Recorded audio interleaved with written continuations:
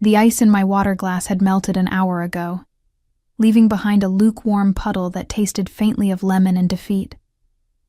I pressed the cold glass against my forehead, hoping the minor relief might somehow extend to the throbbing ache in my feet.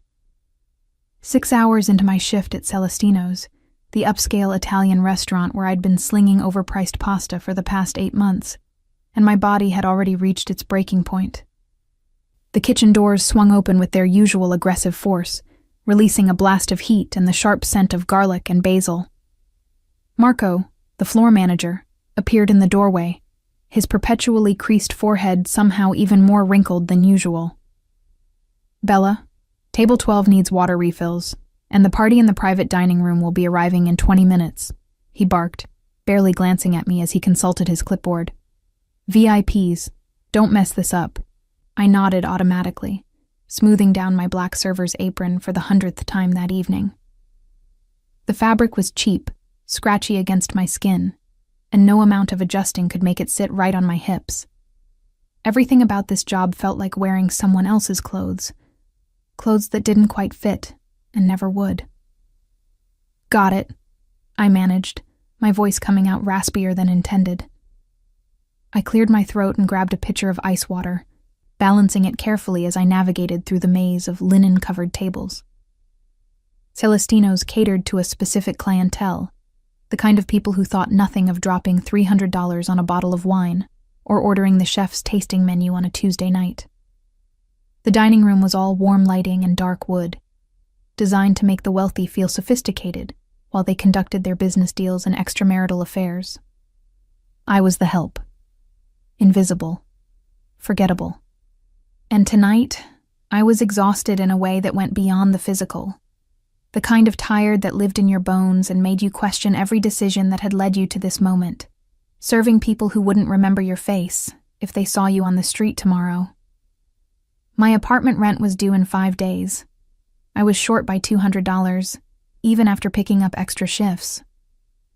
My car had started making a grinding noise that I couldn't afford to investigate, let alone fix. And my student loans, those persistent reminders of the degree I'd never finished, sent me increasingly aggressive emails every week. This was supposed to be temporary. That's what I'd told myself when I first tied on this apron, fresh from dropping out of Northwestern with a semester and a half to go. Just until I figured things out. Just until something better came along. That was 3 years ago. I finished refilling water glasses at table 12, a quartet of middle-aged businessmen who barely acknowledged my existence, and made my way back toward the kitchen. The restaurant had a strange energy tonight, a buzz of anticipation that I couldn't quite place. The staff moved with extra precision, and Marco had been even more high-strung than usual. "Who's coming to the private room?" I asked Sophia, one of the other servers, as she rushed past with a tray of appetizers. She shot me a look that was equal parts excitement and apprehension. "You really don't know? Would I be asking if I did?" Sophia glanced around, then lowered her voice. "Brandon Cavallo." The name meant nothing to me. I shrugged, waiting for elaboration. "Seriously?" Sophia's eyes widened. "Bella, he owns half the restaurants in Chicago, including this one, probably. He's..." She paused, choosing her words carefully. "He's connected, Italian family, very powerful, very dangerous. Mafia?" The word felt ridiculous on my tongue, like something from a movie rather than real life. "Nobody calls it that," Sophia hissed. "But yes, so don't do anything stupid, okay? Just serve, smile, and stay out of the way." Before I could respond, Marco materialized beside us, his face flushed with stress. "The Cavallo party is here. Bella, you're assigned to their room. Try not to screw it up." My stomach dropped. "Why me?" "Because Gina called in sick, and you're the only one available who isn't completely incompetent." He thrust a leather-bound menu toward me. "Go." The private dining room was at the back of the restaurant, accessible through a corridor lined with wine racks and soft lighting. My heart hammered against my ribs as I approached the closed door, balancing the menus and trying to remember every detail of protocol for VIP service. I took a breath, plastered on my most professional smile, and pushed open the door. The room was smaller than I'd expected. Intimate, with a single long table positioned beneath a chandelier that cast everyone in warm, golden light. 6 men occupied the space, all dressed in expensive suits that probably cost more than my entire wardrobe. The air was thick with cologne and cigarette smoke, despite the restaurant's no-smoking policy. And there, at the head of the table, sat a man who commanded attention without saying a word. Brandon Cavallo. Even from across the room, I could feel the weight of his presence. He was younger than I'd expected, maybe mid-30s, with dark hair swept back from a face that could have been carved from marble. Sharp jawline, high cheekbones, eyes that were almost black in the dim lighting, assessing me with the kind of intensity that made my skin prickle. He wore power like a second skin, comfortable and unquestioned. "Good evening, gentlemen," I said, my voice steadier than I felt. "Welcome to Celestino's. May I start you with something to drink?" The men barely looked at me, continuing their low conversation in Italian. But Brandon's gaze never wavered. He watched me approach the table, watched me set down the menus with hands that wanted to tremble, but didn't. "Water for the table," he said, his voice a low rumble with just a hint of an accent. "And bring us the 2015 Barolo. 2 bottles. I nodded, jotting down the order on my pad. "Of course, sir. I'll be right back with those." As I turned to leave, one of the other men said something in Italian that made the others laugh. I didn't understand the words, but the tone was clear enough. Dismissive. Crude. Brandon's response was swift and sharp, cutting through the laughter like a blade. The room fell silent. I didn't look back as I slipped out of the private dining room, my face burning with embarrassment I had no reason to feel. Whatever had just been said, Brandon had shut it down. Whether out of respect or authority, I couldn't tell. The rest of the service passed in a blur of wine pouring and course delivery. The men ate with the casual efficiency of people who dined well every night, their conversation flowing between English and Italian. I kept my eyes down, my presence as unobtrusive as possible, exactly as I'd been trained. But I could feel Brandon watching me. Every time I entered the room, every time I leaned forward to refill a glass or clear a plate, his dark eyes tracked my movements with an attention that felt almost predatory. It should have made me uncomfortable. It did make me uncomfortable. But there was something else there too. Something I didn't want to examine too closely. When I brought the check, presented in a leather folder that probably cost more than my weekly paycheck, Brandon barely glanced at it before tucking several $100 bills inside. "Keep the change," he said, his eyes meeting mine for just a moment. The tip was obscene, more than I made in a week.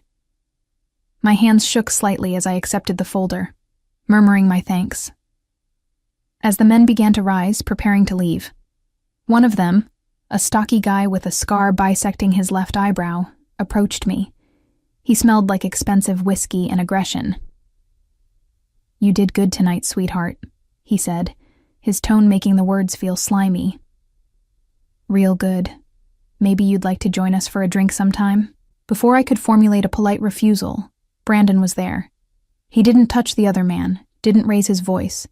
He simply existed between us, a wall of silent authority. "She's working, Sal," Brandon said, his tone mild but carrying an undercurrent of warning. "Let's go." Sal raised his hands in mock surrender, backing away with a grin that didn't reach his eyes. "Just being friendly, boss." The men filed out, leaving behind the lingering scent of their presence and an inexplicable tension in the air. I stood frozen in the middle of the private dining room, the leather folder clutched in my hands, trying to understand what had just happened. Marco appeared in the doorway, his expression a mixture of relief and curiosity. "Everything go okay?" "Fine," I said automatically. Everything was fine.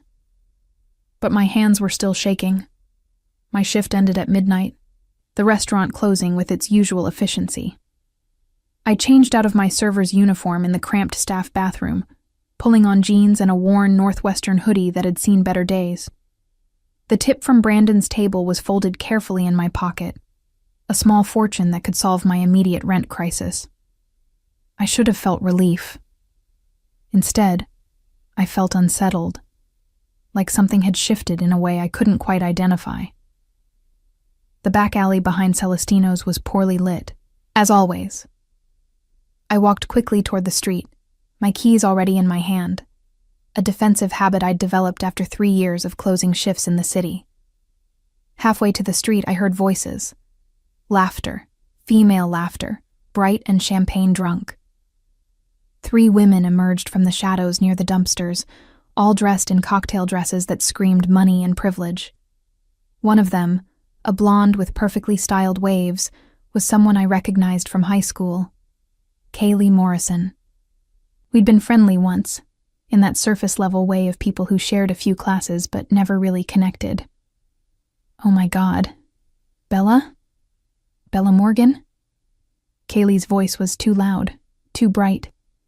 She stumbled slightly on her heels, catching herself against her friend's shoulder. I haven't seen you in forever. What are you doing here? Working, I said, keeping my response neutral. You? Private party upstairs, one of Kaylee's friends chimed in. A brunette with a designer bag that probably cost more than my car. Kaylee's fiancé rented out the whole floor. How fun, I said, already edging toward the street. Well, it was good to see you. Wait! Kaylee grabbed my arm, her grip surprisingly strong for someone so drunk. You have to come with us. We're going to Noir. It's this exclusive club, super hard to get into, but Kaylee's fiancé got us on the list. I really can't. Please, Kaylee pouted. It'll be like old times. Remember when we used to talk about living in the city, going to all the fancy places? This is it, Bella. This is the dream. Looking at Kaylee, at her designer dress and her expensive friends, I realized we had very different definitions of the dream. But there was something in her eyes, a desperate kind of need that I recognized. She wanted to show off, to prove something, maybe to herself as much as to me. And I was so tired of saying no to everything, of going straight home to my empty apartment, of living a life that felt like it was on permanent pause. Okay, I heard myself say. 1 drink. Kaylee squealed, actually squealed, and looped her arm through mine. This is going to be amazing. You're going to love it. And there are going to be so many hot guys there. Maybe you'll finally meet someone. The brunette friend leaned in conspiratorially. We should play a game, like Truth or Dare, but at the club. Make it interesting. What are we, 16? The third woman, a redhead, laughed. But there was interest in her eyes, too. As we piled into an Uber, Kaylee's phone glowing with messages from her fiancé that she ignored, I wondered what I'd just agreed to. The tip money in my pocket suddenly felt heavier, like a talisman or a warning. I should have gone home, should have paid my rent, bought groceries, been responsible. But I didn't. And that choice, that one small decision to say yes instead of no, would change everything. Noir wasn't just a club. It was a statement, a declaration of wealth and exclusivity that began the moment our Uber pulled up to an unmarked black door on a street I'd walked past 100 times without noticing. No sign, no velvet rope, just a single doorman in a suit that probably cost more than my monthly rent. Kaylee swept forward with the confidence of someone who'd never been told no, dropping a name I didn't catch. The doorman nodded once, speaking into a discreet earpiece before opening the door to reveal a narrow staircase, bathed in purple light. "This way, ladies," he said, his voice professionally neutral. The bass hit me first as we descended, a rhythmic pulse that I felt in my chest before I heard it. Then came the light, strobing patterns of gold and crimson that transformed the underground space into something otherworldly. The club was packed, but not crowded. Every person there looking like they'd stepped out of a fashion magazine. I felt immediately out of place in my jeans and hoodie. "Come on!" Kaylee shouted over the music, grabbing my hand and pulling me toward a curved bar that glowed from within. "First round's on me." The bartender, a woman with sharp cheekbones and a sleeve of intricate tattoos, took our order with professional efficiency. 4 cosmopolitans materialized in front of us, the pink liquid catching the light like liquid gemstones. "To old friends and new adventures," Kaylee toasted, her eyes already glassy with alcohol and excitement. I sipped my drink, the vodka burning pleasantly on its way down. Around us, Chicago's elite mingled and danced, their conversations a blur of business deals and social climbing that I couldn't follow and didn't want to. Okay. The brunette, whose name I'd learned was Madison, leaned in close. "Truth or dare time. Bella, you first." "I'm not playing truth or dare," I protested, but my voice was lost in the music and their laughter. "Come on," Kaylee pleaded. "Just one, for old time's sake." There was something in her expression, a calculation I didn't like but couldn't quite identify. Still, I was here. I'd already made the choice to step out of my normal life for one night. What harm could one silly game do? Fine, dare. The word came out before I could think better of it. Madison and the redhead, whose name was apparently Sienna, exchanged glances that made my stomach tighten. They huddled together, whispering and giggling, while Kaylee watched me with an expression I couldn't read.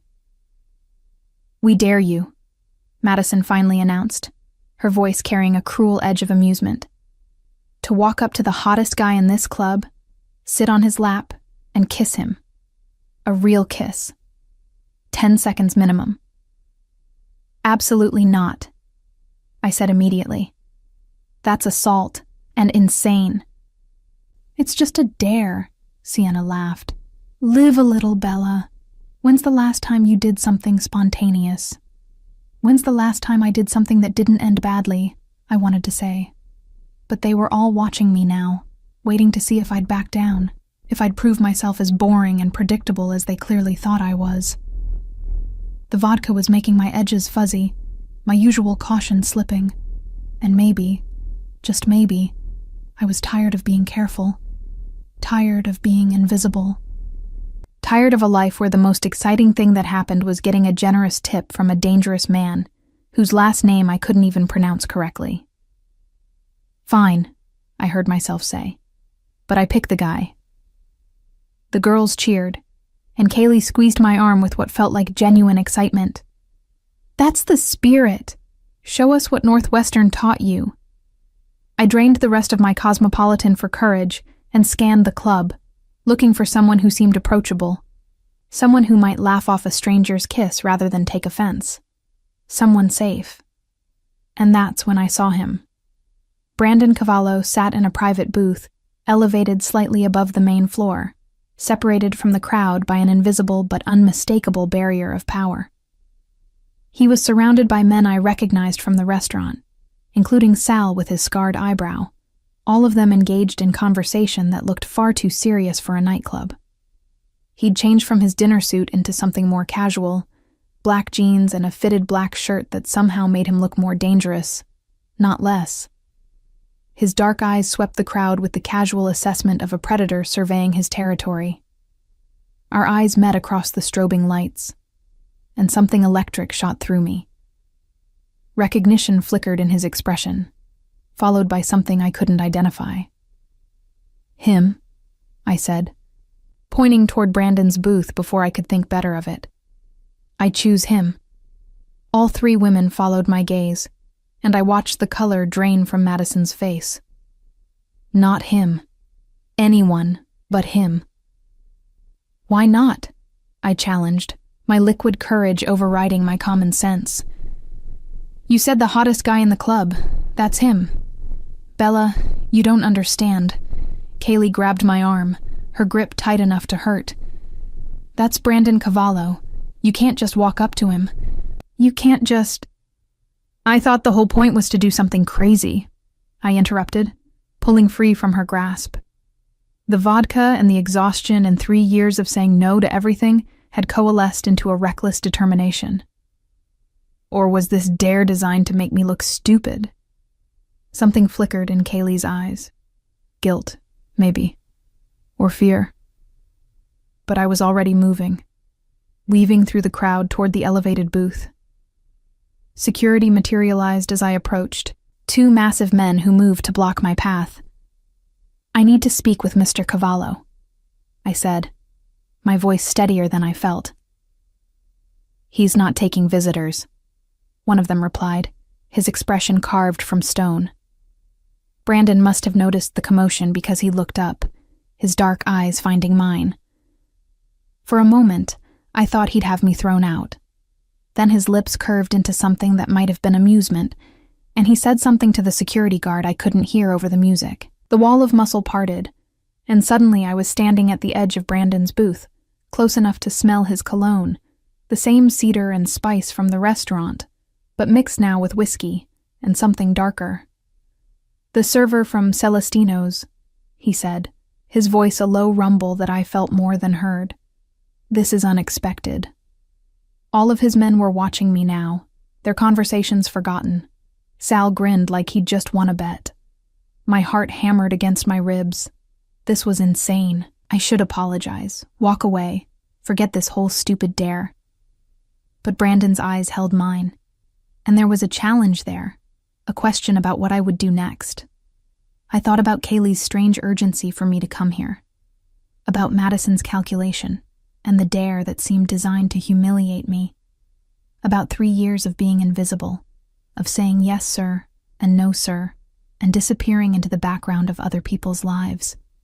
And I thought, just for tonight, I could be someone else, someone brave and reckless, someone who existed.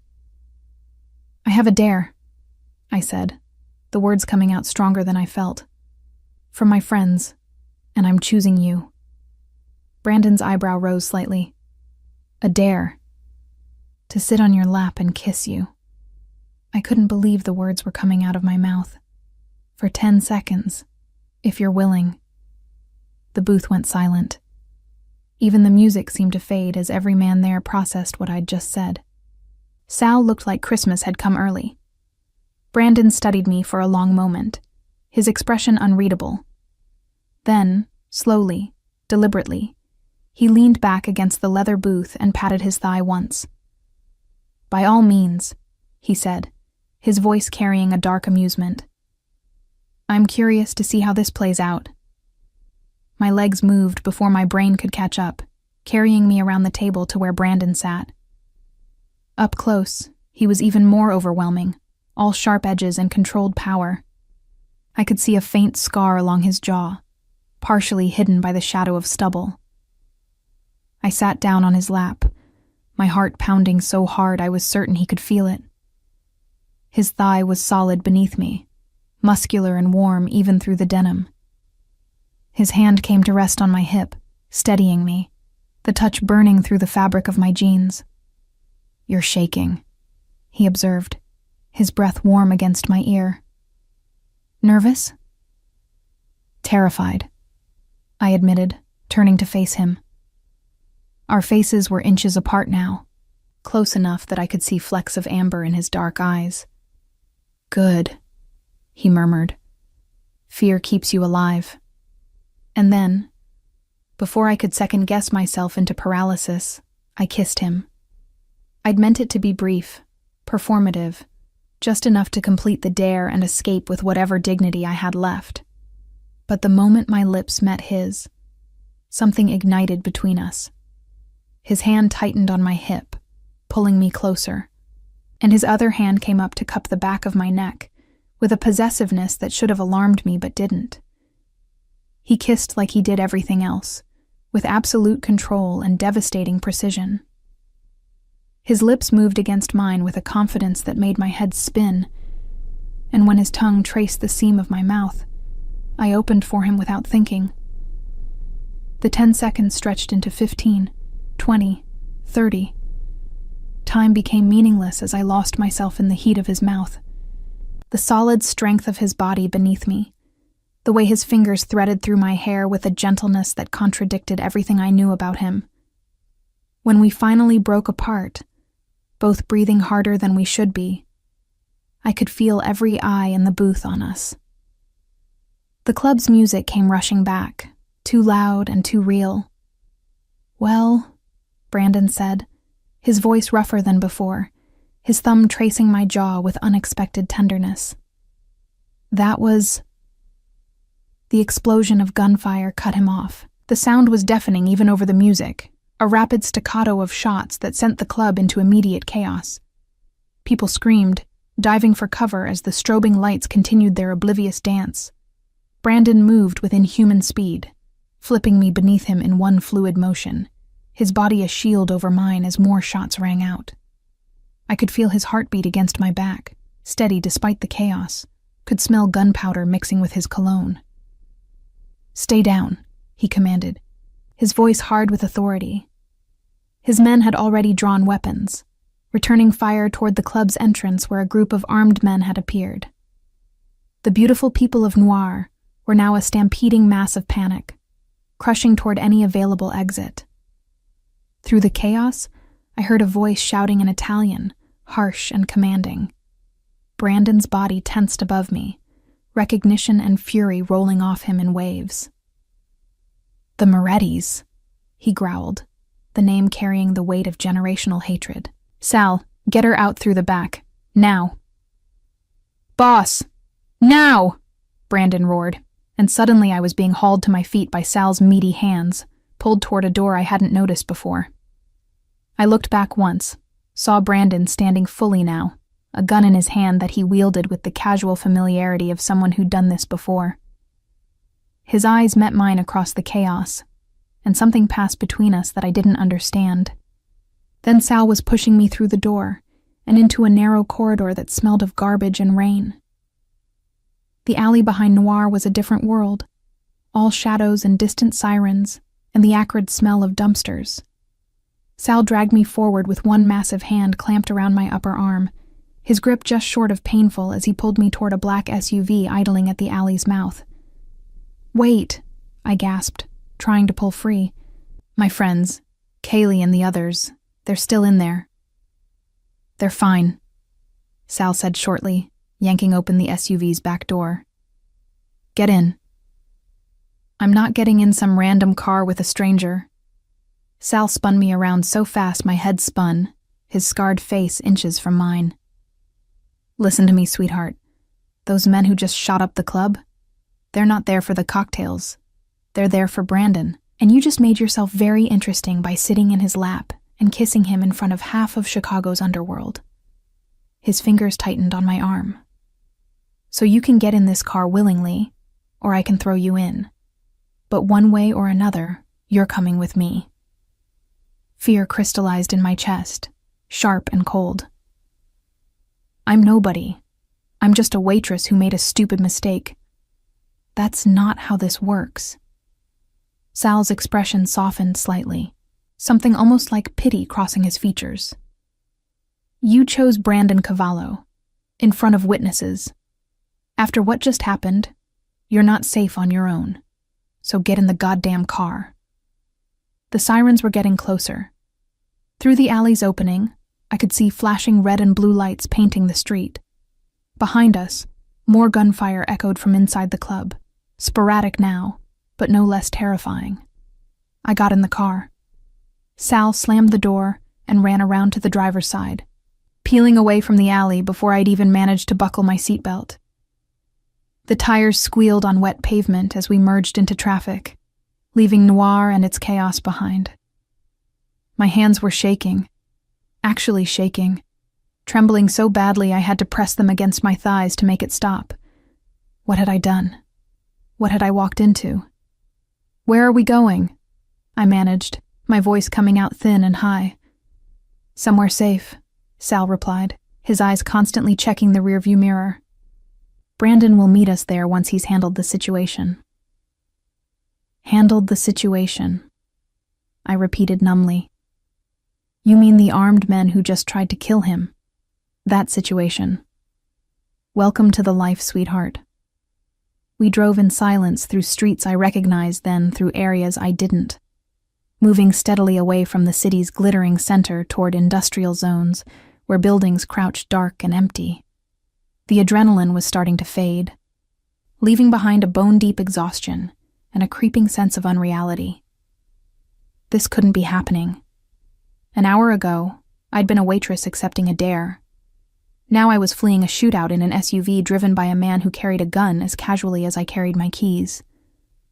My phone buzzed in my pocket. I pulled it out to find a dozen missed calls from Kaylee and a string of increasingly frantic texts. "Where are you, Bella? OMG, are you okay? Police are here, please tell me you're safe. This wasn't supposed to happen." That last message made my blood run cold. This wasn't supposed to happen. As if something else had been planned. As if the dare hadn't been random at all. "Who are the Morettis?" I asked, shoving my phone back in my pocket without responding to Kaylee's messages. Sal's jaw tightened. "Rival family. They'd been trying to move into Brandon's territory for the past 6 months. This was their play, taking him out in public to show they're not afraid. And they failed. They always do." There was pride in Sal's voice. "Brandon's not easy to kill. People have been trying for years." The SUV turned into an underground parking garage, descending several levels before pulling into a spot near an elevator. Sal killed the engine but didn't immediately move to get out. Instead, he turned to look at me, his scarred face serious. "Look, I'm going to level with you, because you seem like a decent kid who got in over her head." He paused, choosing his words carefully. "That kiss you gave Brandon? That was witnessed by about 40 people, including several who work for families allied with ours. In our world, that kind of public claim means something. It's a statement."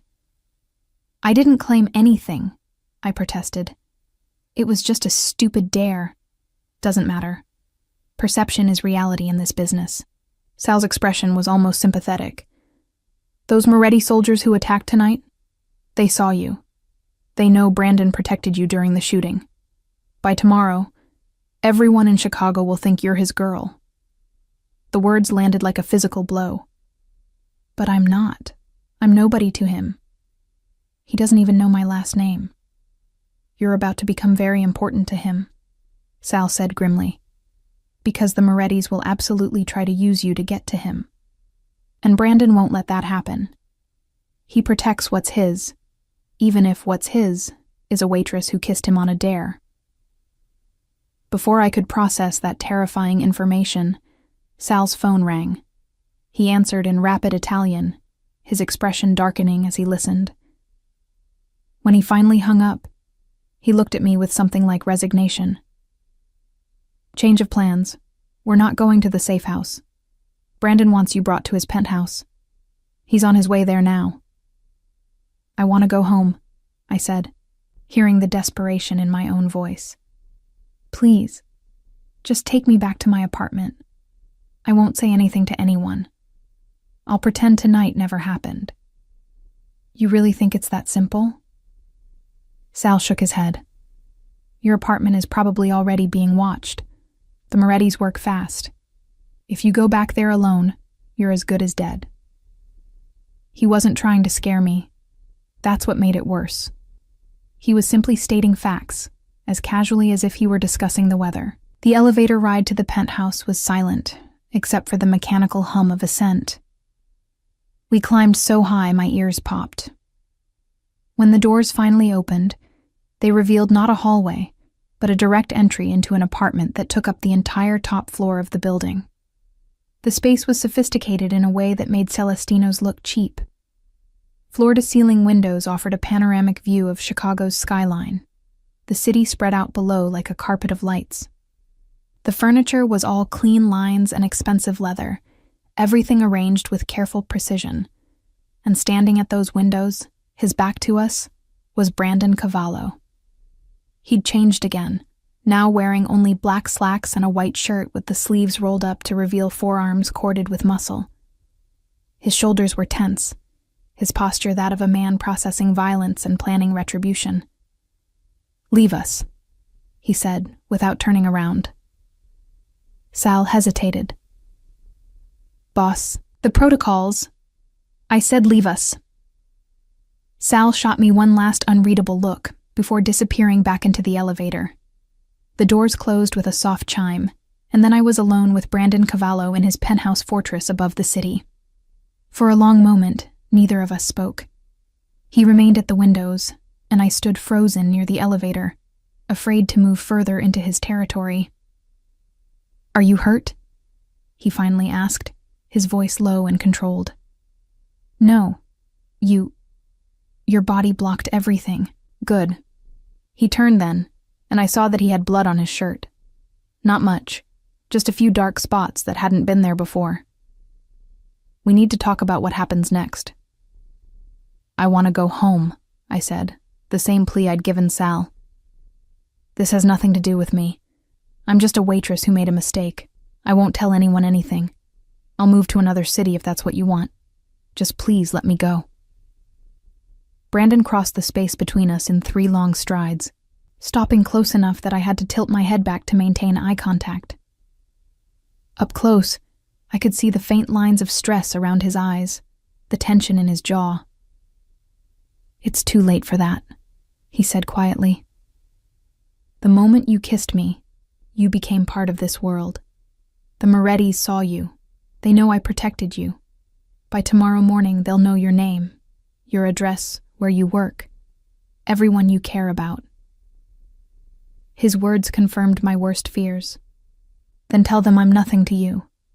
Tell them it was just a dare, that you'd never seen me before tonight. That won't matter." His hand came up to cut my jaw, the touch gentle despite the calluses on his palm. "They'll use you anyway, just to prove they can. Just to hurt me. Why?" The question came out as barely more than a whisper. Why would they care about some random girl you kissed one time? Something dark and complex moved behind his eyes. "Because in front of 40 witnesses, including people who matter, I treated you like you belonged to me. I pulled you onto my lap. I kissed you back. I threw my body over yours to protect you from bullets." His thumb traced along my cheekbone. "That's not how I treat strangers, Bella. That's how I treat what's mine."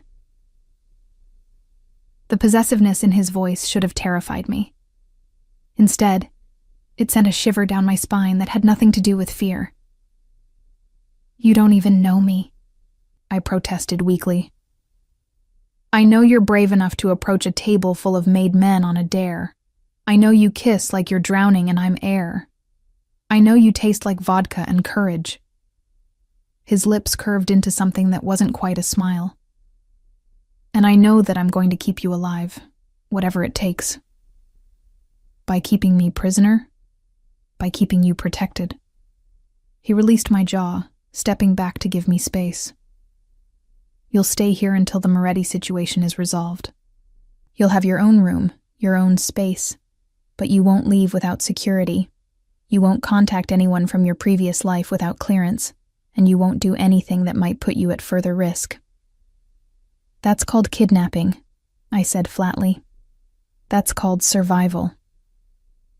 Brandon moved to a bar cart near the windows, pouring amber liquid into 2 glasses. He brought one to me, pressing it into my hand. "Drink. You're in shock." I wanted to refuse, to maintain some shred of defiance. But my hands were still trembling, and the whiskey might help steady them. I took a sip, the liquid burning pleasantly down my throat. "How long?" I asked. "How long until the Moretti situation is resolved?" Brandon's expression darkened. "As long as it takes. Could be days. Could be weeks. Depends on how stupid they want to be. I have a job, bills, a life. Not anymore." The words were brutal in their honesty. "Your manager at Celestino's has already been informed you're taking an extended leave. Your rent will be paid. Any outstanding debts handled. You'll want for nothing. Except freedom." Except the freedom to get yourself killed, yes. He drained his own whiskey in one swallow. I understand you're angry. You have every right to be. But this isn't a negotiation, Bella. This is me telling you how things are going to be until I can guarantee your safety. I should have been screaming.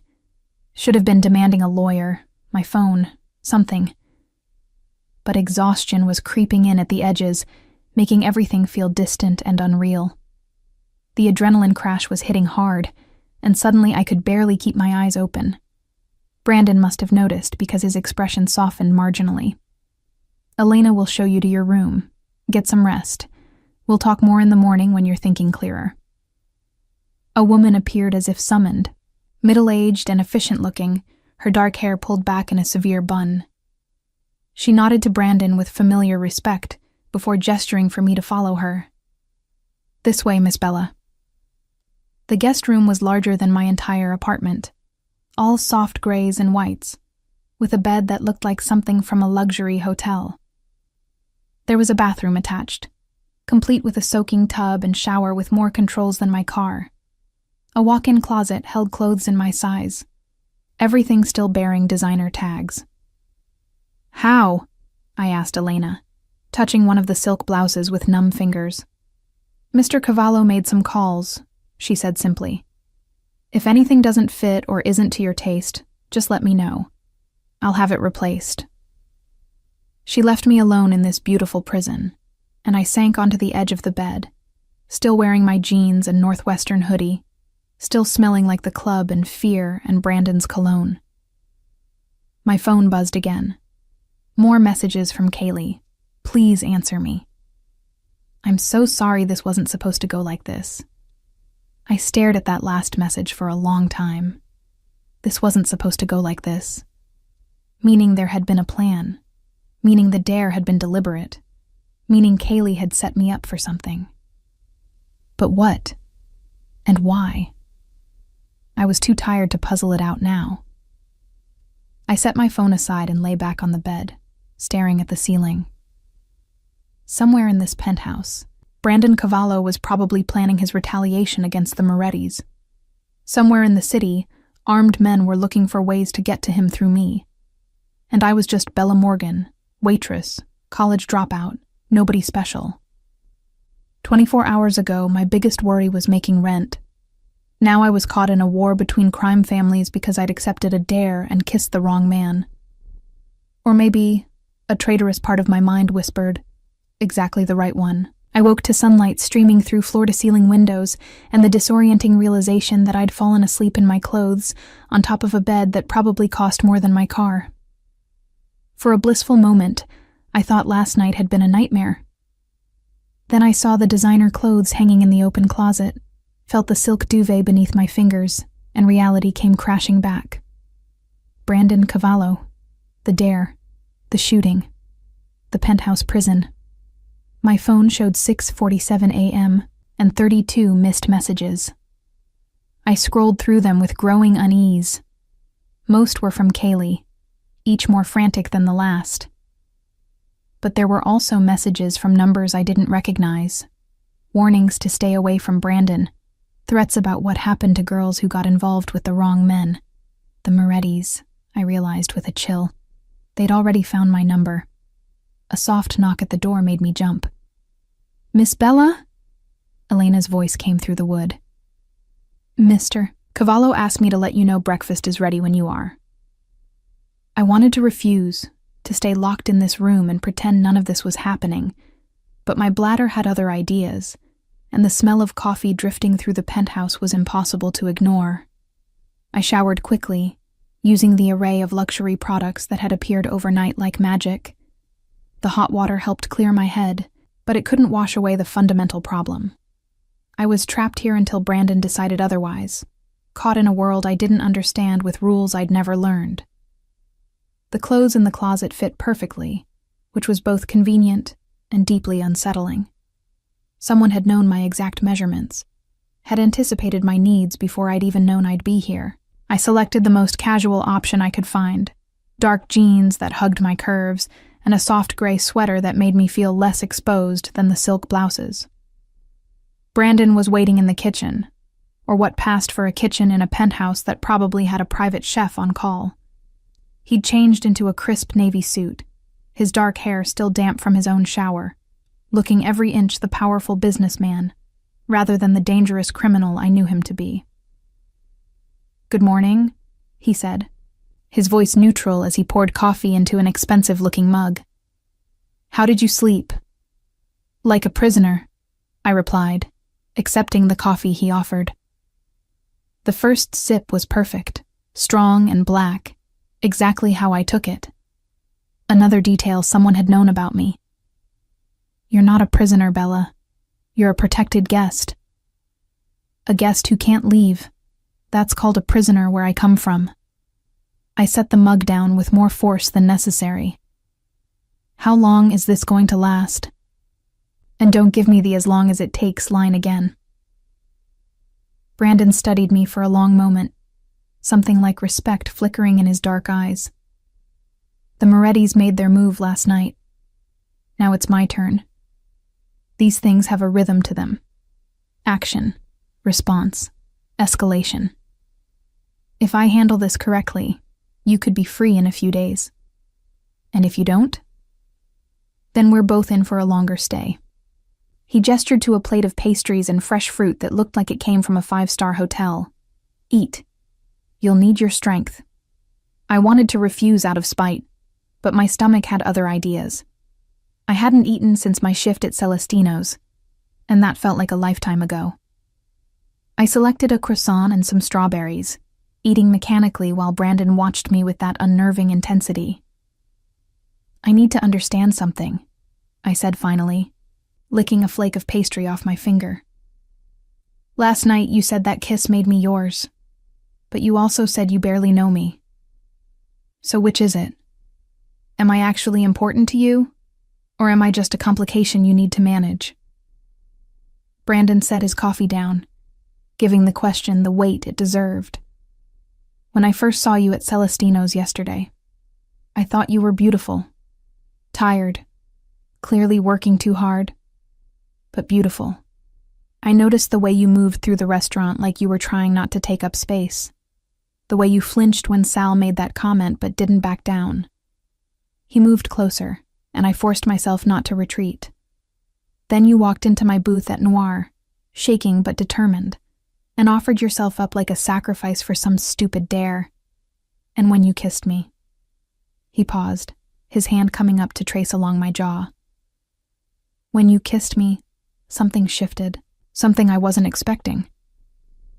"That's not an answer," I whispered, even as my body betrayed me by leaning into his touch. "The answer is both," he said simply.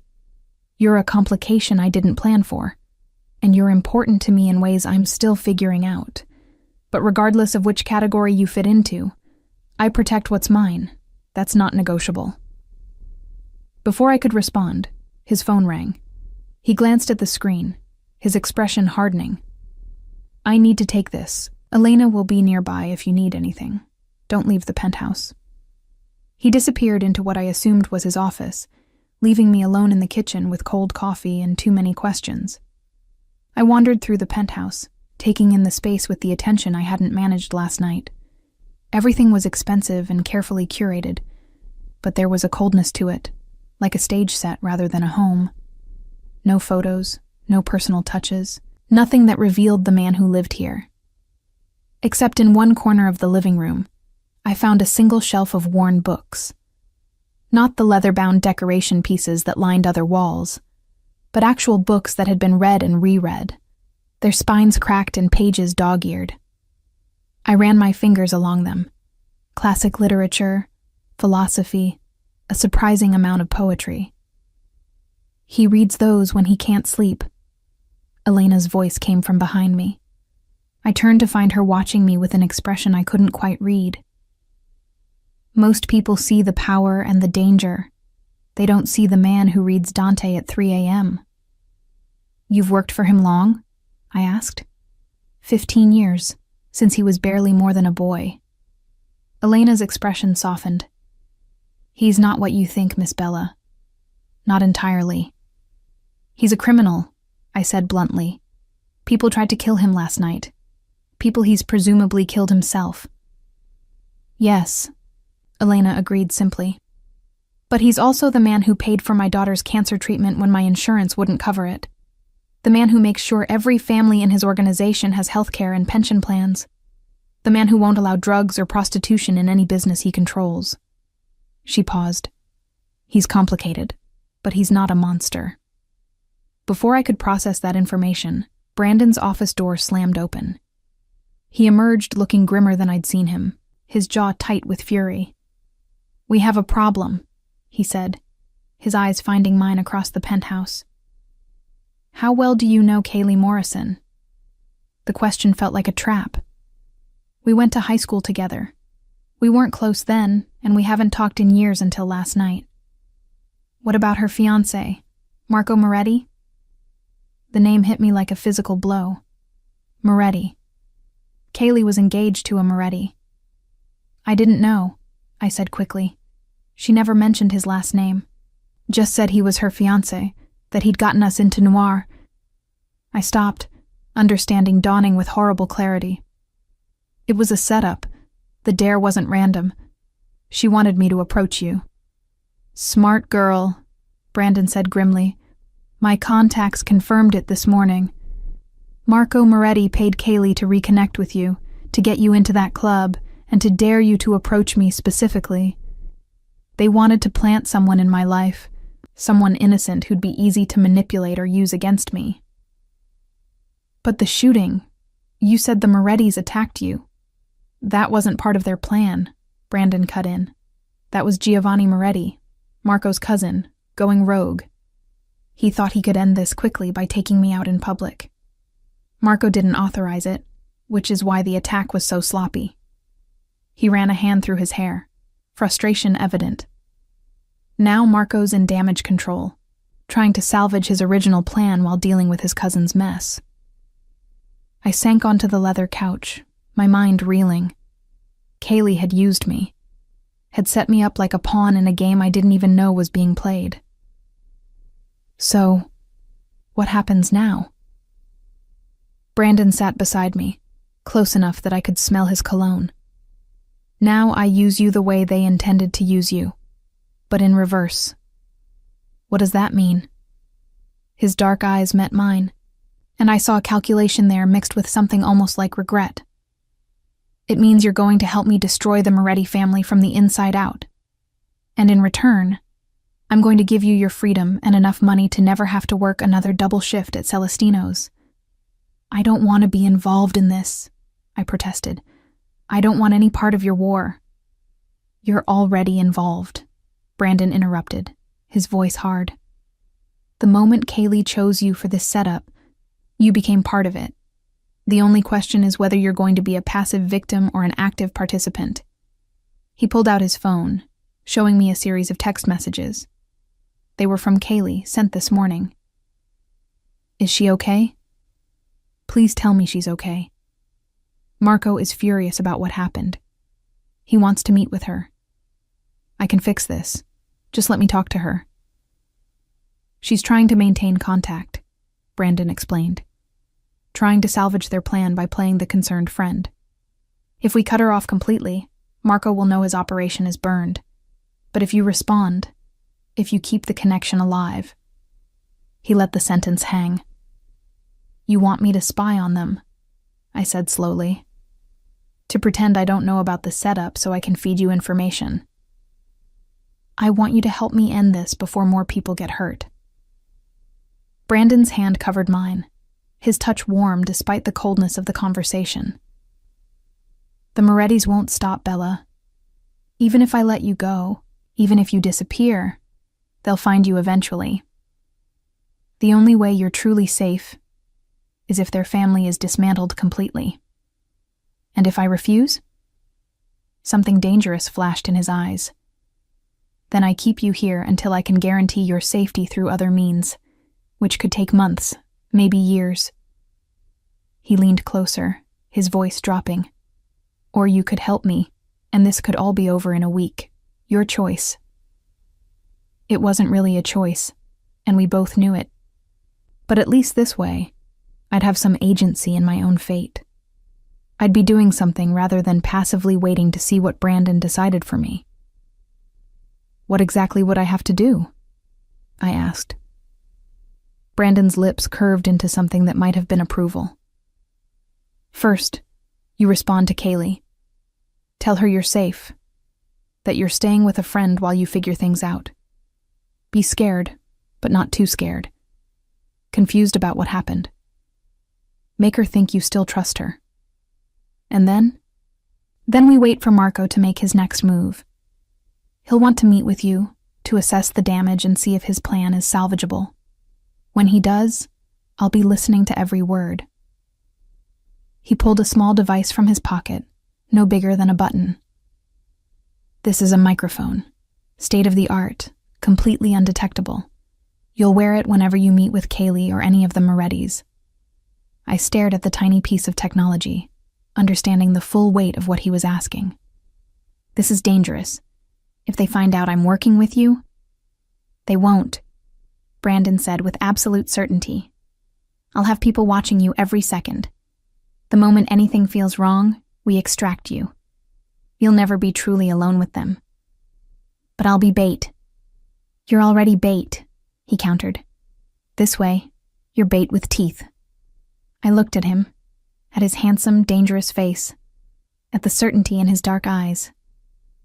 He'd kill for me, I realized. Was probably planning to kill for me.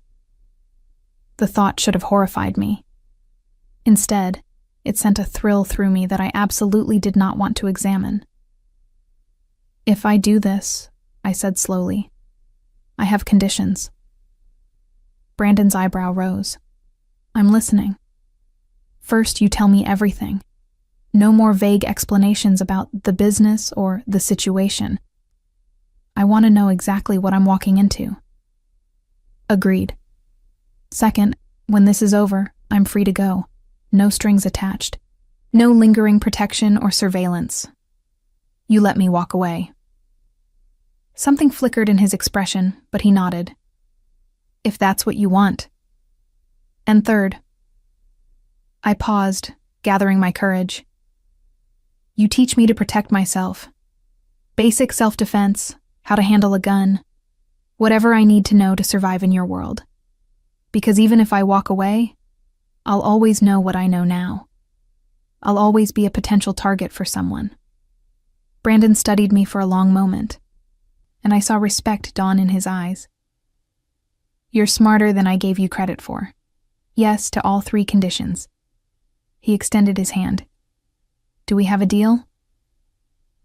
I looked at his hand, at the offer of partnership that came with it. This was insane. I should be demanding to speak to a lawyer, to the police, to someone who existed in the normal world I'd inhabited just 24 hours ago. But that world was gone now, shattered the moment I'd sat on a mafia boss's lap on a dare. The only way forward was through. I shook his hand. We have a deal. Brandon's fingers closed around mine, and he pulled me closer, his other hand coming up to cup my face. I promise you, Bella, I'll keep you safe, whatever it takes. Then he kissed me, and it was nothing like the performative kiss from Noir. This was claiming, possessive and demanding in a way that made my knees weak. His tongue swept into my mouth, and I found myself pressing closer, my hands fisting in his expensive suit jacket. When we finally broke apart, both breathing hard, he rested his forehead against mine. You taste even better when you're not terrified, he murmured. I'm still terrified, I admitted, just in a different way. His laugh was low and dark. Good. Fear keeps you sharp. He pulled back, business mode sliding over him like a mask. Now, let's get started. We have a lot of work to do, and Marco Moretti won't wait forever. The next 3 days passed in a blur of preparation. Brandon kept his word, explaining the intricacies of Chicago's criminal landscape with the patience of a professor lecturing a particularly attentive student. I learned about territories and tribute, about the delicate web of alliances that kept the city's underworld in a constant state of Cold War. I learned which families could be trusted, and which would stab you in the back for nothing more than bragging rights. Most importantly, I learned about the Morettis. They were old money, Brandon explained, their family tree stretching back to Sicily and stained with generations of blood. Marco was the current head, young and ambitious, eager to expand his territory beyond the traditional boundaries his father had maintained. Giovanni, the cousin who'd orchestrated the attack at Noir, was the family's enforcer, beloved by the soldiers but considered too unstable for leadership. "The split between Marco and Giovanni is our advantage," Brandon said, pointing to photos pinned on a board in his office. "Giovanni's attack last night wasn't sanctioned. It embarrassed Marco in front of the other families. Now Marco has to choose between punishing his cousin, which makes him look weak to his own men, or supporting Giovanni's rogue action, which makes him look out of control." "And you're going to exploit that division," I said, understanding the strategy. "We're going to exploit it," Brandon corrected. "You're the key to this, Bella. Marco invested time and resources into planting you in my life. He won't abandon that investment easily, especially now that Giovanni's created additional complications." I'd responded to Kaylee's messages that first morning, playing the part of a confused, frightened girl who just wanted to understand what had happened. Kaylee had been effusively apologetic, swearing she had no idea the club would be attacked, begging me to meet for coffee so she could explain everything. I'd agreed, of course. That was the plan. But Brandon didn't just prepare me intellectually. True to his word, he'd begun teaching me to protect myself. Each morning, after breakfast, we'd go to a gym he maintained in the building's basement. It was there that I discovered Brandon Cavallo was a patient, but demanding teacher.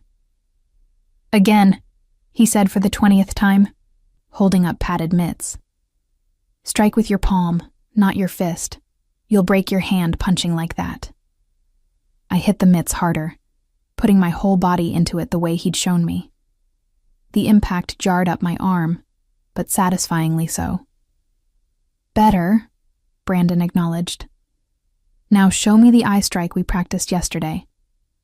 I demonstrated the movement, my fingers jabbing toward his eyes in a strike that would have blinded an attacker if executed with full force. "Good. And if someone grabs you from behind?" I went through the sequence without thinking. Stamp on the instep, elbow to the ribs, turn and strike to the throat. "Excellent." Brandon lowered the mitts, a genuine smile crossing his face. "You're a fast learner." "I'm motivated," I replied, wiping sweat from my forehead. "Nothing like armed men trying to kill you to make you take self-defense seriously." The smile faded. "About that, I want to show you something." He led me to a section of the gym I hadn't noticed before, concealed behind a false wall. When he pressed a hidden panel, the wall slid aside to reveal a small arsenal.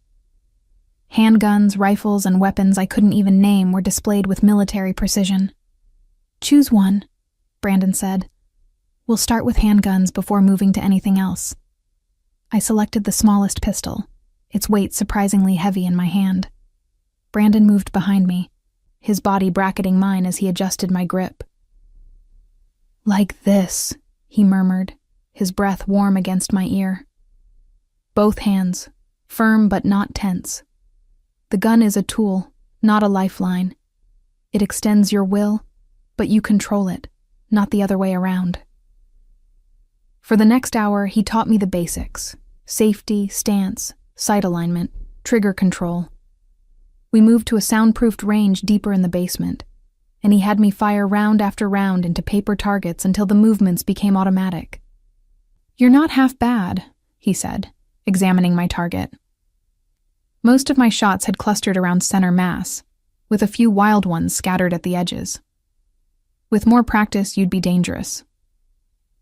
I thought I was already dangerous, I teased, surprising myself with the flirtation. "Didn't you call me your secret weapon?"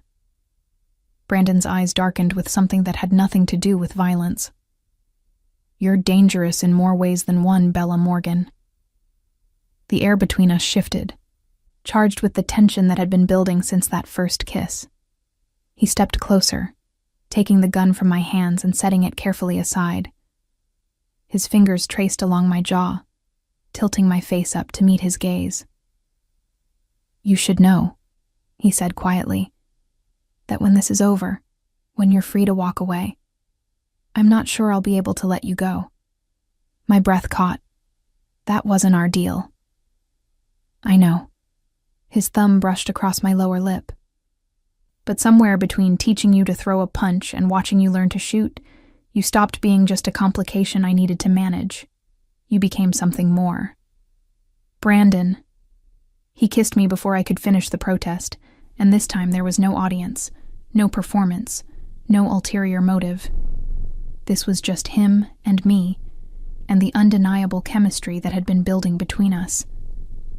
I kissed him back with an intensity that surprised us both, my hands fisting in his shirt as he backed me against the wall. His body pressed against mine, solid and warm, and I could feel his heartbeat racing almost as fast as my own. When we finally broke apart, both breathing hard, he rested his forehead against mine. "I need you to understand something. When I protect you, when I say you're mine, it's not just strategy.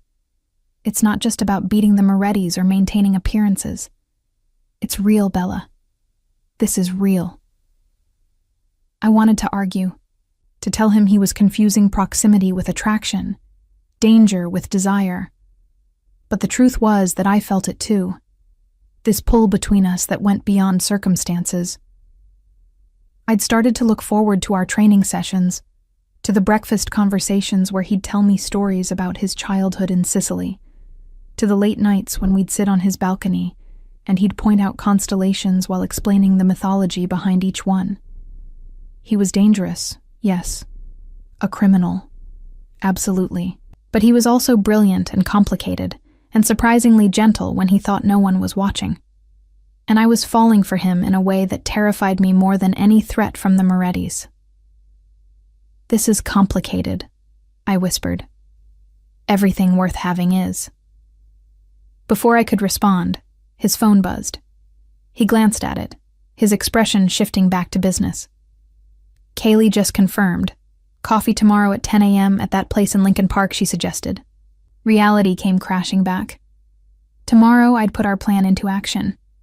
Tomorrow, I'd sit across from a woman I'd once considered a friend and lie to her face while wearing a wire. "I'm ready," I said, trying to sound more confident than I felt. Brandon studied me for a long moment. "Sal and 2 others will be nearby. I'll be monitoring the conversation in real time. The moment anything feels wrong—" "I know," I interrupted. "You'll extract me. You've told me 12 times. I'll tell you 12 more if that's what it takes."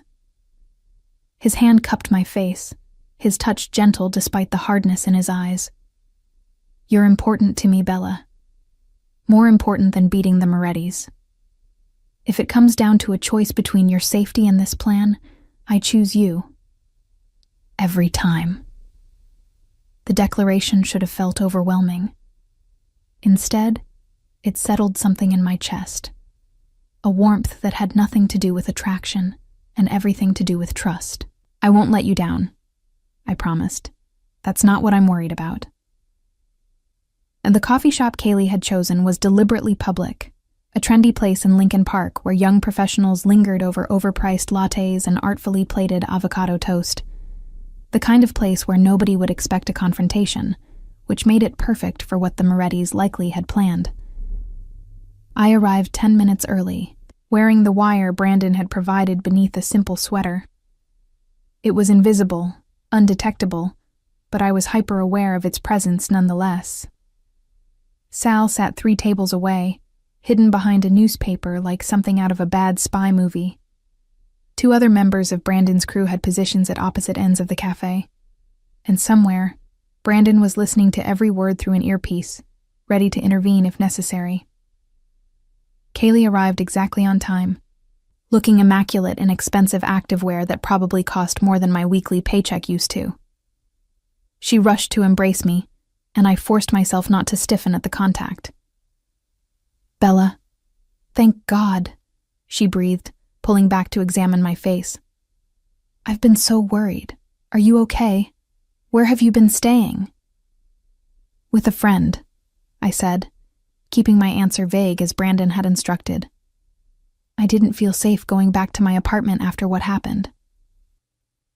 We settled into a corner table, and Kaylee ordered us both coffee with the casual authority of someone used to being served. When the barista left, she leaned in close, her expression appropriately concerned. I'm so sorry about what happened at Noir, she said, and she almost sounded sincere. I had no idea there would be violence. If I'd known... How could you have known? I interrupted, watching her carefully. It's not like you're psychic.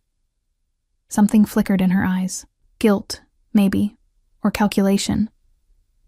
I just feel responsible. I'm the one who convinced you to come out that night. I'm the one who suggested that stupid dare. About that, I said, taking a sip of my coffee. Why did you dare me to approach Brandon Cavallo specifically?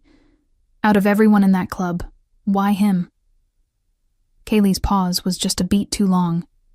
He was hot. You said to pick the hottest guy, and that was him. It wasn't that deep, Bella. She was lying. I could see it in the way her eyes slid away from mine, in the slight tension around her mouth. But I played along, nodding as if I believed her. Well, it certainly got complicated fast, I said with a self-deprecating laugh. One kiss, and suddenly I'm caught in the middle of some gang war. Is that what Cavallo told you? Kaylee asked, a little too quickly. That it was a gang war. I frowned, as if confused by the question. He didn't tell me anything. I've barely seen him since that night. His security people got me out of the club, made sure I was safe. And that was it. Why? Is there more I should know? Kaylee relaxed slightly, buying my performance. No. Marco mentioned that Cavallo might try to use the situation to his advantage. You know, claim you need his protection when really he's just trying to manipulate you. Marco, I repeated, as if just making the connection. Your fiancée, the one you never mentioned by last name. Color rose in Kaylee's cheeks. I wanted you to like him for him, not because of his family name. The Morettis are kind of a big deal in Chicago. So I'm learning. I leaned forward, playing the role of confused innocent perfectly. Kaylee, what exactly is your fiancé's family business? Import-export, she said automatically, the lie smooth and practiced. Shipping, mostly. They have contracts all over the world. And the shooting at Noir? Does that have something to do with their business? No, Kaylee said quickly. Too quickly. That was completely unrelated. Just some random violence. You know how the city can be. I nodded as if accepting this obvious lie, taking another sip of my coffee. Through the wire, I knew Brandon was hearing every word, cataloging every deception. Marco would like to meet you, Kaylee said, changing the subject with poorly disguised eagerness. To apologize in person for what happened, and to make sure you're really okay. There it was, the real purpose of this meeting. I don't know, I said hesitantly. After everything that happened. Please, Kaylee urged, reaching across the table to squeeze my hand. It would mean so much to him, to both of us. And honestly, Bella, I think it might help you feel safer. Marco has a lot of influence in this city. If you're under his protection, nobody would dare mess with you. Nah, the irony would have been funny if it weren't so dangerous. She was trying to sell me on the very protection I already had, just from the opposing side. I'll think about it, I said finally. But Kaylee, I need you to be honest with me. Is there something going on that I should know about, between Marco's family and Brandon Cavallo? Kaylee's mask slipped for just a moment, and I saw genuine fear in her eyes. Stay away from Cavallo, she said urgently. Whatever he's told you, Whatever he's offered you, stay away. He's dangerous, Bella. More dangerous than you can imagine. Is Marco dangerous too? I asked quietly. Marco is. She paused, choosing her words carefully. Marco is complicated, but he's good to the people he cares about, and I think he'd care about you, especially because you're important to me. Because I'm your old friend, I said, watching her face. Because you're my old friend, she agreed. But the lie sat heavy between us. We finished our coffee with strained small talk about old high school classmates and memories that felt like they belonged to different people. When Kaylee finally left, promising to text me about meeting Marco, I remained at the table, finishing my now cold coffee and trying to process everything I'd just learned. She was good. I'd give her that. If I hadn't known about the setup, I might have believed her concern was genuine. But every word had been calculated, every gesture designed to manipulate me toward exactly where the Morettis wanted me. My phone buzzed with a text from Brandon. You did perfectly. Come home. Home. When had I started thinking of his penthouse as home? Sal materialized at my elbow, his scarred face impassive. Car's waiting, sweetheart. Let's go. The drive back was quiet, Sal's usual gruffness subdued. When we pulled into the building's private garage, Brandon was already there, waiting by the elevator. How do you feel? He asked as soon as I was within earshot. Like I just betrayed someone who betrayed me first, I admitted. It's complicated. He pulled me into his arms and I went willingly, pressing my face against his chest and breathing in his familiar scent. You did well, he murmured into my hair. We got everything we needed. What happens now? Now we wait for Marco to make his next move. And when he does, Brandon's arms tightened around me. We'll be ready. Marco Moretti's invitation came through Kaylee 2 days later. Dinner at Rossi's, an upscale Italian restaurant in the Gold Coast that, according to Brandon's intel, was neutral territory, not controlled by either family, but respected by both. The invitation extended to and guest, which Marco surely knew meant I'd bring Brandon if I had any sense. I didn't. Or at least, that's what we wanted him to think. This is the move, Brandon explained, studying the message on my phone. Marco's trying to separate you from my influence, to get you alone where he can make his pitch. He'll promise protection, probably offer you money, and subtly suggest that aligning with me is dangerous. So I should refuse? No, you accept. But you insist on bringing a friend for safety, someone female, non-threatening, someone Marco won't see as part of my organization. That's how Elena ended up being recruited for spy duty. She cleaned up beautifully, I discovered. Her usual severe appearance transformed by elegant styling and a designer dress that made her look like someone's sophisticated aunt rather than a housekeeper for the mob. I used to do this for Mr. Cavallo's father, she explained as we prepared for the dinner. Before I retired to quieter duties. Don't worry, Cara. I know how to handle men like Marco Moretti. The wire I wore for this meeting was even more sophisticated than the first, disguised as an expensive necklace Brandon had given me that morning. If anything goes wrong, he'd said while fastening it around my neck. Anything at all, you say the code word and we storm the place. I don't care about the mess or the exposure. Your safety comes first. The code word was Northwestern, a reference to my abandoned degree that would sound natural in conversation, but specific enough to trigger an immediate response. Rossi's was elegant in that old-world way, all dark wood and candlelight, with a pianist playing soft jazz in one corner.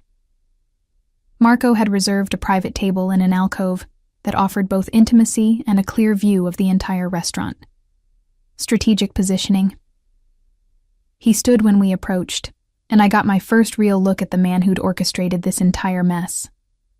Marco Moretti was handsome in a polished way, his dark suit perfectly tailored, his smile carefully calibrated to put me at ease. He looked like a young executive, not a crime lord. Bella, he said warmly, taking my hand and kissing it in a gesture that felt both courtly and possessive. I'm so glad you agreed to meet, and you brought a friend. Excellent. This is my Aunt Elena, I lied smoothly. She's visiting from out of town, and I didn't want to leave her alone. Elena played her part perfectly, offering a polite smile and a limp handshake that suggested she was neither impressed nor intimidated by Marco Moretti. Pleasure, she said in accented English, thickening her natural inflection deliberately. We settled into our seats, and Marco immediately took control of the conversation, ordering an expensive bottle of wine and suggesting dishes like he owned the restaurant. Maybe he did. First, let me apologize, he began once the server had departed. What happened at Noir was inexcusable. You were caught in something that had nothing to do with you, and for that I am deeply sorry. Kaylee said it was random violence, I replied carefully. Just wrong place, wrong time. Something flickered in Marco's eyes. Approval, maybe, that I was sticking to the script. In a sense, yes. But Chicago can be dangerous for beautiful women who catch the wrong person's attention. He paused meaningfully. Brandon Cavallo's attention, for instance. I barely know Brandon Cavallo, I said, which was technically true if you ignored the fact that I'd been living in his penthouse and learning to shoot his guns. I served his table at the restaurant where I work. Then there was that stupid dare at the club. That's the extent of our relationship. Is it? Marco's smile didn't reach his eyes. Because my sources tell me you've been staying somewhere other than your apartment since that night. Somewhere you won't tell even your good friend Kaylee about. My pulse quickened, but I kept my expression neutral. I'm staying with another friend. After what happened, I didn't feel safe going back to my place alone. Is that strange? Not strange. Understandable. Marco leaned forward, his voice dropping to something more intimate. But Bella, I want you to understand something about Brandon Cavallo. He's not a good man. He's dangerous, violent, and he uses people. If he's offered you protection, it's only because he sees a way to use you against me. Against you? I let confusion color my voice. Why would he want to use me against you? Marco hesitated, clearly trying to decide how much to reveal. My family and his have. Complicated history. And when you kissed him in front of half of Chicago's connected people, you became a symbol of something. A claim. Whether you intended to or not, you made yourself important to him. I don't want to be important to him, I said, which was perhaps the most honest thing I'd said all evening. I don't want to be important to anyone in this world. I just want to go back to my normal life. And you can, Marco said eagerly. That's what I'm offering you, Bella. Protection, yes, but also freedom. I can make sure Cavallo loses interest, that he sees you as the non-issue you actually are. But I need something from you in return. Here it was, the real pitch. What do you need? Information. Nothing complicated. Nothing dangerous. Just, if Cavallo contacts you, if he tries to continue whatever relationship he thinks you have, I need you to tell me. What he says, what he asks about, where he goes. Marco's hand covered mine on the table. In return, I'll make sure you're protected. I'll pay off your student loans, get you a better job, maybe at one of my legitimate businesses. You'll never have to work another double shift at Celestino's. It was a good offer, tempting, even. If I'd been the person Marco thought I was, a civilian caught accidentally in their war, I might have taken it. How do you know about my student loans? I asked instead. Marco's smile was unapologetic. I make it my business to know things, Bella.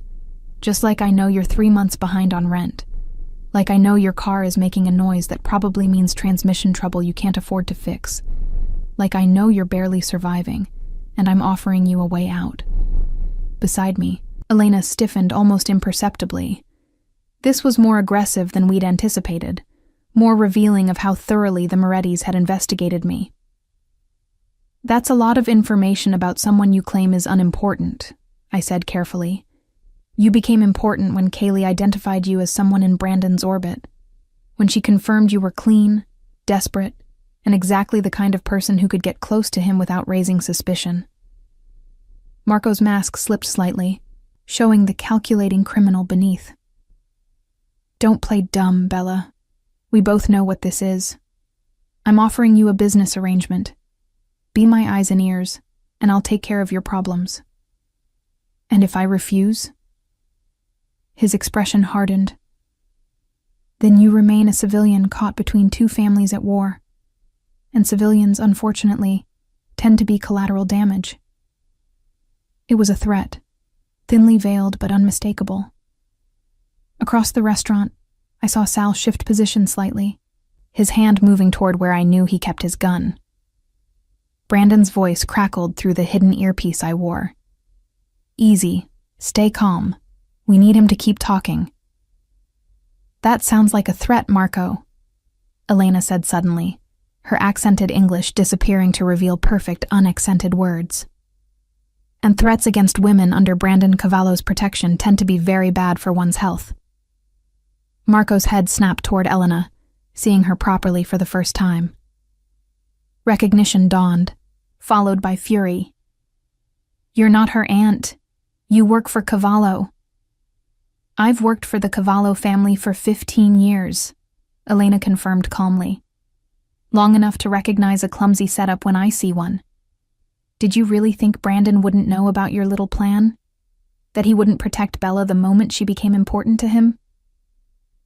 "This was a setup," Marco breathed, his face flushing with anger. "You've been wearing a wire this whole time." "Actually, it's a necklace," I corrected, touching the diamond pendant at my throat. "The wire is just a bonus feature." Marco stood abruptly, his chair scraping against the floor. Around us, I sensed movement, his security detail recognizing the shift in situation, preparing for violence. "You made a mistake," Marco said, his voice tight with barely controlled rage. "Brandon Cavallo might think he's untouchable, but he's not. Neither are you. Marco." The new voice came from behind us, deep and commanding, and absolutely certain of its authority. Brandon stepped into view, flanked by Sal, and 4 other men I recognized from his security team. "I think we're past the point of threats, don't you?"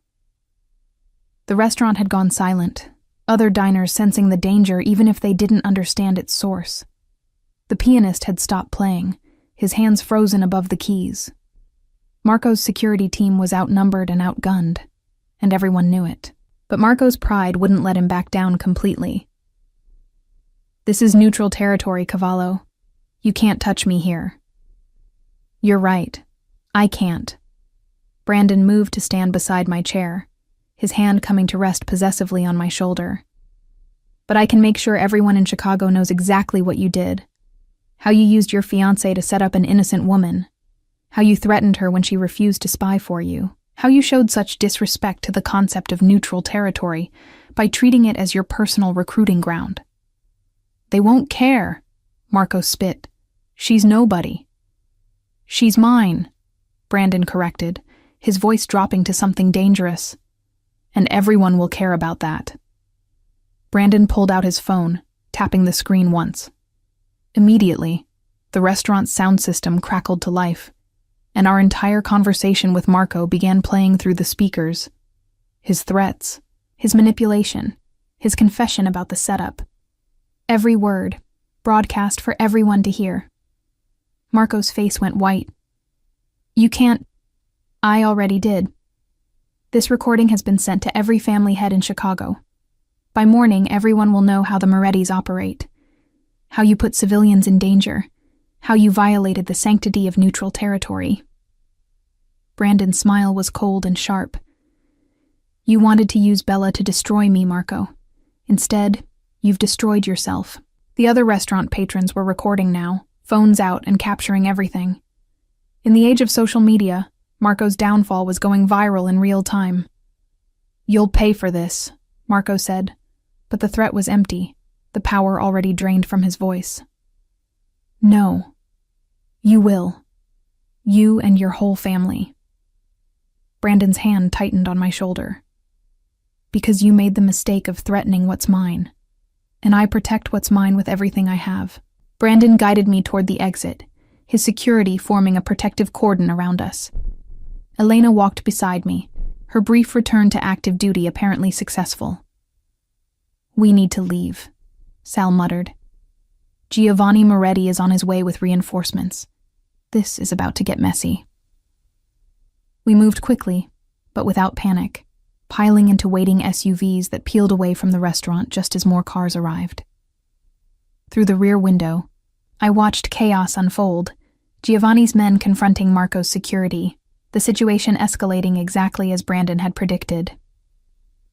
Did you know Giovanni would come? I asked as we drove back to the penthouse.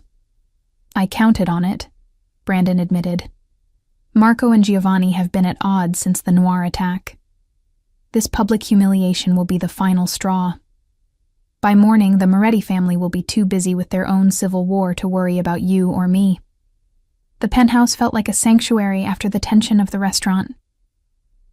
Elena disappeared to her quarters, leaving Brandon and me alone in the living room with its view of the glittering city below. It's over?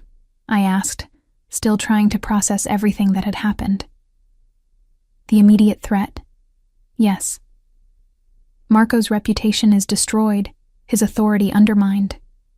He'll be lucky if his own family doesn't remove him from power. Brandon poured us both whiskey, handing me a glass. You're safe, Bella. You can go back to your life whenever you're ready. It was what I'd wanted, what we'd agreed on. Freedom. A return to normalcy. But as I stood there in Brandon's penthouse, looking at the man who'd protected me, taught me, shown me a world I never knew existed, I realized something had changed. I'd changed. What if I don't want to go back? The words came out before I could stop them. What if that life doesn't fit me anymore? Brandon set his glass down, turning to face me fully. What are you saying? I'm saying that somewhere between learning to shoot your guns and wearing a wire to dinner with a crime boss, I stopped being that scared waitress from Celestino's. I'm saying that you were right. This is real. What's between us? It's real. I moved closer, closing the distance between us. I'm saying I choose you, if you'll have me. Bella, he breathed, his hands coming up to frame my face. You understand what you're choosing? This world, this life. It's dangerous. It's complicated. You'll never be fully safe. I'll be safer with you than without you, I replied. And I'd rather be in danger with you than bored without you. He kissed me then, and it was different from all the other kisses. This one was a promise, a claiming that went both ways. I was his, yes, but he was mine too. Equal partners in this dangerous world we'd navigate together. When we finally broke apart, both breathless, he pulled me against his chest, and I could hear his heartbeat, steady and sure. Our daughters are going to be terrifying, he murmured into my hair. Our daughters? I pulled back to look at him, surprised. Years from now, he clarified, a smile playing at his lips. When we've made this city safe enough to raise them in, when we've built something better than what came before, our daughters will be fierce and smart, and they'll know how to handle themselves in any situation. That's quite a future you're planning, I said, but I was smiling too, imagining it. I'm a strategist, remember? I plan everything. His expression grew serious. But I mean it, Bella. If you choose this, if you choose me, I want everything. Not just today or tomorrow. Everything. I thought about the dare that had started all of this. The simple act of sitting on a stranger's lap and kissing him. How that one moment of reckless bravery had transformed my entire life, had led me here, to this man, to this choice. Some people would say I was crazy. Stockholm Syndrome or trauma bonding or any number of psychological explanations for why a former waitress would choose to stay with a mafia boss. But they hadn't been there. They hadn't seen the gentleness beneath Brandon's dangerous exterior, hadn't experienced the respect and partnership he offered. They didn't understand that sometimes the most dangerous thing you could do was the safest choice you could make. Everything, I agreed, sealing the promise with another kiss. Below us, Chicago glittered with possibility. Somewhere out there, the Moretti family was tearing itself apart. Somewhere, other families were recalibrating their relationships with the Cavallo organization. Somewhere, the world was shifting to accommodate this new reality. Brandon Cavallo and his fearless partner who'd walked into his world on a dare and decided to stay. And I wouldn't have it any other way.